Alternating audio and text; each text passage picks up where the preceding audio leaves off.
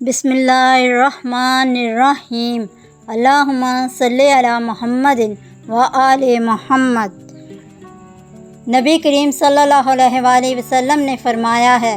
جو شخص آخری چہارشنبے کو چاشت کے وقت 4 رکعات میں فاتحہ کے بعد 17 مرتبہ سورہ کوثر اور 50 بار سورہ اخلاص پڑھے اور سلام کے بعد یہ دعا یعنی اعوذ باللہ من شر ھذہ الا الازمان واستعین من شرور الزمان اعوذ بجلالہ لا الہ الا انت یا حی یا قیوم یا بدیع السماوات والارض یا ذی الجلال والاکرام پڑھے، اللہ اس کو نظر رحمت سے دیکھتا ہے۔